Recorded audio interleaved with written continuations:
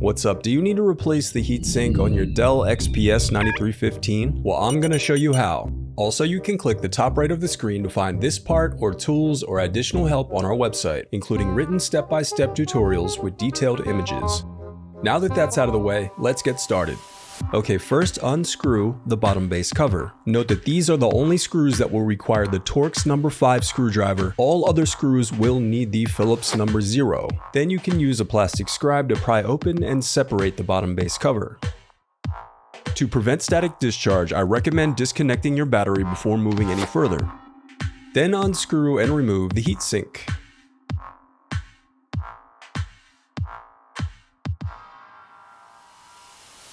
Before replacing your heatsink, it's important to wipe away any old thermal paste from your CPU and heatsink. Note, for maximum cooling of the processor, do not touch the heat transfer areas on the heatsink and CPU. The oils on your skin can reduce the heat transfer capability of the thermal paste. Then apply a small amount of thermal paste to the CPU before replacing your heatsink.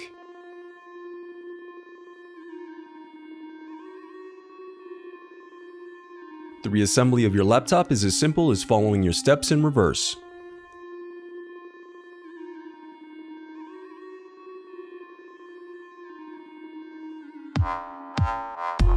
If you still need help, you can visit partspeople.com and view printable DIY instructions to help you along the way. We also have playlists of thousands of Dell tutorials for hundreds of different models, so keep checking back. Thanks for watching.